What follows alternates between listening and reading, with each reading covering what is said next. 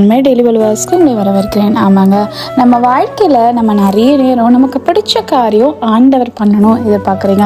அப்படிதான் நம்ம கூட இருக்கவங்க எனக்கு பிடிச்ச காரியம் அவங்க செய்யணும், எனக்கு பிடிச்ச மாதிரி அவங்க நடந்துக்கணும், எனக்கு பிடிக்காதது அவங்க செஞ்சால் எனக்கு கோவம் வரும் அப்படின்னு சொல்லிட்டு நிறைய வேலையை செய்கிறோம்.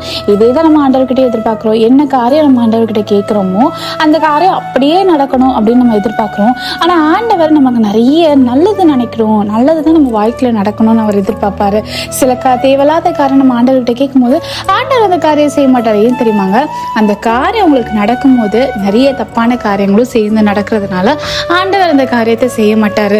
அதனால நம்ம எப்பவுமே ஜெபம் பண்ணும்போது இது ஆண்டவருக்கு சித்தமா அப்படின்னு தெரிஞ்சுட்டு ஜெபம் பண்ணணும். எப்படி தெரியுமாங்க? 1 யோவான் 5:14 சொல்லப்படுது, நம்ம எதையாகிலும் அவருடைய சித்தத்தின்படி கேட்டால் அவர் நமக்கு செவி கொடுக்கிறார். ஆமாங்க, நம்ம வாழ்க்கையில நம்ம ஆண்டவருடைய சித்தம், இந்த காரியம் வாழ்க்கையில நடக்கணும், இந்த வாழ்க்கையில பெரிய ஆசீர்வாதம் நடக்கணும், என் வாழ்க்கையில ஒரு பெரிய ஸ்டெப் நான் எடுத்து வைக்கலான்னு இருக்கு அந்த பிஸ்னஸ்ல, இந்த வேலையில அப்படின்னு சொல்லிட்டு நிறைய இடத்துல நீங்க யோசிச்சு சில காரியங்கள்லாம் வச்சிருப்பீங்க. அது ஆண்டவருடைய சித்தமா அப்படின்னு முதல் தெரிஞ்சுக்கோங்க. எப்படி தெரிஞ்சுக்கணும்னா ஆண்டவர்கிட்ட கேளுங்க. ஆண்டவர் உங்களுக்கு வார்த்தை மூலியமா அதை கன்ஃபார்ம் பண்ணுவாரு. நீங்களும் ஆசிரியப்படுவது உங்களை ஆசிரியர்